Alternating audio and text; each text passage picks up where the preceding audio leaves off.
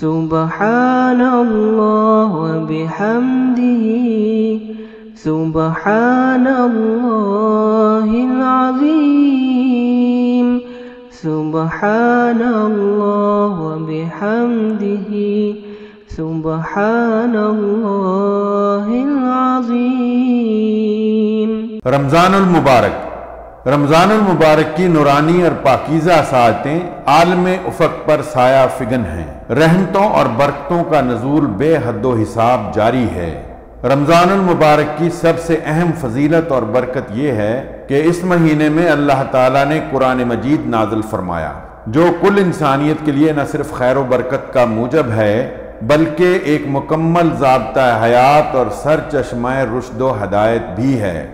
آسمانوں کے دروازے کھول دیے گئے ہیں، جہنم کے دروازے بند کر دیے گئے ہیں اور شیطان زنجیروں میں جکڑ دیے گئے ہیں۔ اللہ تعالیٰ پکار رہا ہے، دوڑو اس کی رحمت اور مغفرت کی طرف، توبہ کر لو۔ بسم اللہ الرحمن الرحیم۔ الحمدللہ رب العالمین والصلاة والسلام علی اشرف المرسلین نبینا و سیدنا محمد وعلی آلہ و اصحابہ اجمعین۔ ناظرین السلام علیکم۔ ہماری آج کی گفتگو کا موضوع ہے رمضان میں توبہ۔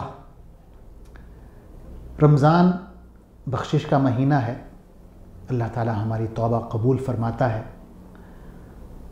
گو کہ توبہ کا دروازہ ہمیشہ کھلا رہتا ہے، لیکن رمضان ایک خاص موقع ہے جس میں ہمیں یہ حکم دیا گیا ہے کہ آپ اللہ سے بخشش مانگیں، توبہ کریں۔ قرآن مجید میں اللہ تعالیٰ توبہ کے حوالے سے، استغفار کے حوالے سے فرماتے ہیں، قُلْ يَا عِبَادِيَ الَّذِينَ أَسْرَفُوا عَلَىٰ أَنفُسِهِمْ لَا تَقْنَطُوا مِن رَحْمَةِ اللَّهِ إِنَّ اللَّهَ يَغْفِرُ الذُّنُوبَ جَمِيعًا۔ کہ اے نبی صلی اللہ علیہ وسلم، میرے بندوں سے یوں کہہ دیں جنہوں نے اپنی جانوں پر ظلم کیا ہے، زیادتی کی ہے، یعنی بہت زیادہ گناہ کیے ہیں، کہ وہ اللہ کی رحمت سے مایوس نہ ہو۔ اللہ سارے کے سارے گناہ معاف کر دیتا ہے۔ تو یہ ایک ترغیب دی جا رہی ہے کہ اگر آپ سے گناہ سرزد ہو گیا ہے، آپ نے اپنی جان پر زیادتی کر لی ہے، تو مایوس نہ ہوں بلکہ اللہ کی طرف رجوع کریں اور اللہ سے توبہ کریں۔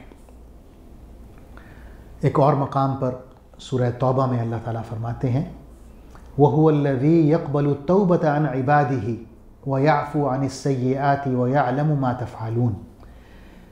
وہی ہے اللہ تعالیٰ جو اپنے بندوں کی توبہ قبول کرتا ہے، ان کے گناہ معاف کرتا ہے، اور جو اعمال وہ کرتے ہیں ان سے باخبر ہے، اسے پتہ ہے کہ تم کیا کیا کرتے ہو۔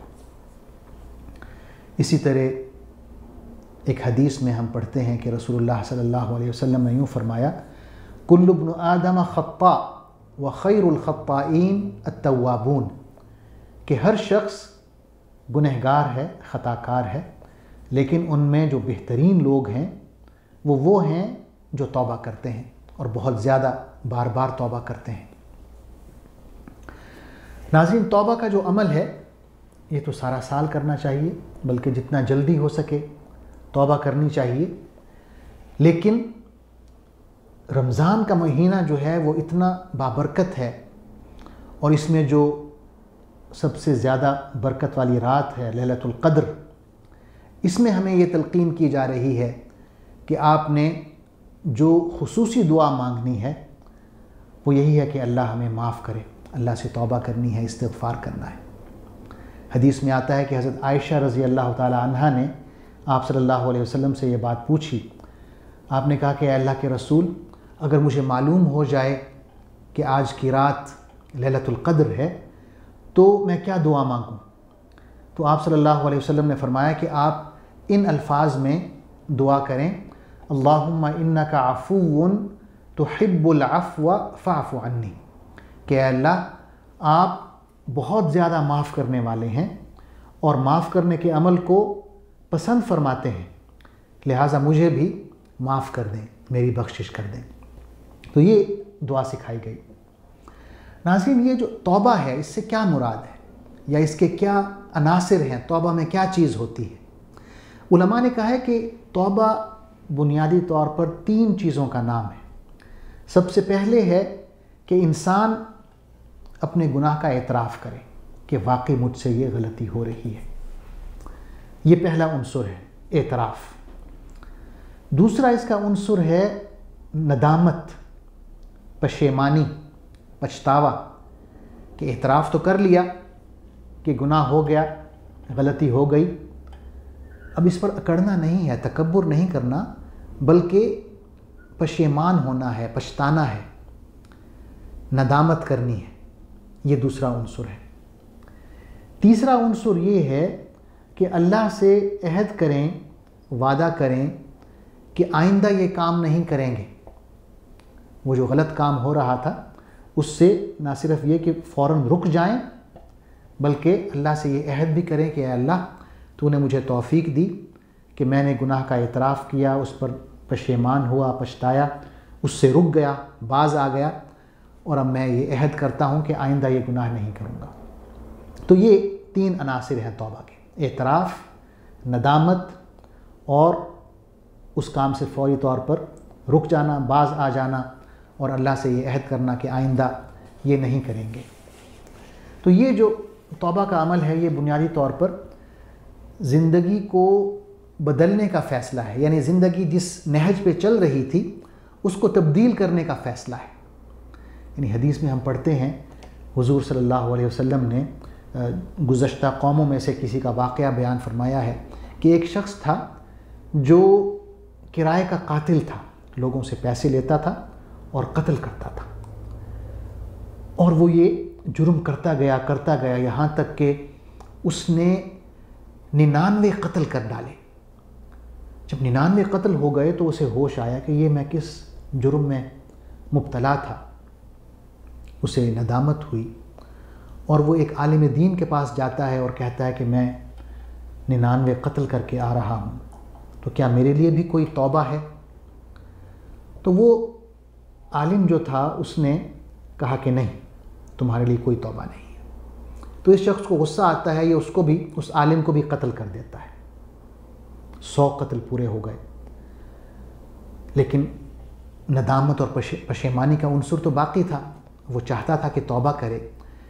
تو ایک اور عالم دین کے پاس جاتا ہے جو صحیح معنوں میں عالم دین ہے، تو وہ اس کی بات سنتا ہے اور کہتا ہے کہ اللہ کی جو رحمت ہے اس کی تو کوئی انتہا نہیں، تمہاری توبہ قبول ہوگی، لیکن اس کی شرط یہ ہے کہ تم جس کمپنی میں ہو، تمہارے جو دوست ہیں، جو تمہارا ماحول ہے، اس سے باہر نکلو، ان دوستوں کو، اس کمپنی کو چھوڑو اور فلاں بستی میں چلے جاؤ، وہاں پر نیک لوگ رہتے ہیں، ان کے ساتھ جا کر رہو اور وہاں جا کر توبہ کرو۔ تو وہ اس نیت سے کہ اس بستی میں جائے گا اور وہاں جا کے توبہ کرے گا روانہ ہو جاتا ہے، لیکن اس کی جو زندگی کی مہلت ہے وہ ختم ہو جاتی ہے، اور ابھی وہ سفر شروع ہی کر پاتا ہے کہ اسے موت آ جاتی ہے، مر جاتا ہے۔ اب کیا ہوتا ہے؟ رحمت کے فرشتے آ جاتے ہیں اور عذاب کے فرشتے بھی آ جاتے ہیں۔ رحمت کے فرشتے کہتے ہیں کہ بھائی یہ ہمارا بندہ ہے، یہ توبہ کی نیت سے نکلا تھا تو اسے ہم لے کر جائیں گے۔ عذاب کے فرشتے کہتے ہیں کہ یہ تو 100 قتل کر کے آ رہا ہے، اور اس سے بڑا مجرم کون ہوگا، انسانیت کا قاتل ہے، اسے ہم لے کر جائیں گے۔ تو اللہ تعالیٰ کی رحمت یہاں پر جوش مارتی ہے۔ اللہ تعالیٰ ایک اور فرشتے کو انسانی شکل میں بھیجتے ہیں، تو یہ جو دونوں فرشتوں کے گروہ ہوتے ہیں یہ کہتے ہیں کہ یہ جو بندہ آ رہا ہے اسے ہم اپنا جج بنا لیتے ہیں، یہ فیصلہ کرے گا کہ یہ بندہ کن کے ساتھ جائے گا، رحمت کے فرشتوں کے ساتھ جائے گا یا عذاب کے فرشتوں کے ساتھ جائے گا۔ تو وہ شخص آتا ہے اور وہ یوں کہتا ہے کہ میرا فیصلہ یہ ہے کہ آپ زمین کو ناپ لیں، جو فاصلہ اس نے طے کیا ہے اگر وہ زیادہ ہے تو رحمت کے فرشتے لے جائیں، اور اگر وہ فاصلہ جو ابھی طے کرنا باقی ہے وہ زیادہ ہے تو عذاب کے فرشتے لے جائیں۔ آپ صلی اللہ علیہ وسلم نے فرمایا کہ یہاں پر اللہ تعالیٰ نے یہ فیصلہ فرمایا اور یہ حکم دیا زمین کے اس ٹکڑے کو جو اس نے ابھی طے کیا تھا، وہ فاصلہ جو اس نے ابھی طے کیا تھا، اور وہ ابھی چھوٹا ٹکڑا تھا، کم فاصلہ تھا، اللہ نے اس ٹکڑے کو حکم دیا کہ وہ ایکسپینڈ ہو جائے، پھیل جائے، تو زمین کا وہ ٹکڑا پھیل گیا، اور وہ ٹکڑا زمین کا وہ فاصلہ جو اس نے ابھی طے کرنا تھا اسے حکم دیا کہ وہ سکڑ جائے۔ تو انہوں نے پھر جب زمین کو ناپا تو وہ حصہ جو اس نے ابھی طے کیا تھا وہ زیادہ نکلا، اور رحمت کے فرشتے اسے لے گئے۔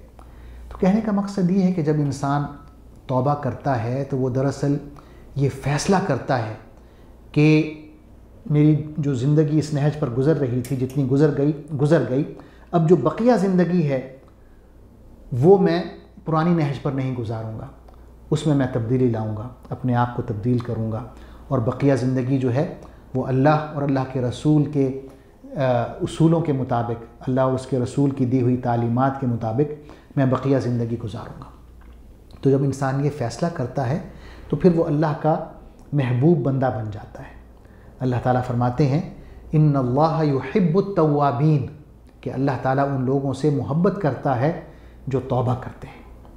اللہ تعالیٰ سے دعا ہے کہ اس مبارک مہینے میں ہمیں توبہ کی، سچی اور پکی توبہ کی توفیق عطا فرمائے، اور ہمیں یہ توفیق عطا فرمائے کہ ہم یہ فیصلہ کریں کہ اپنی زندگی کو تبدیل کریں گے، اور اپنی جو بقیہ زندگی ہے اسے اللہ اور اللہ کے رسول کی دی ہوئی تعلیمات کے مطابق گزاریں گے انشاءاللہ۔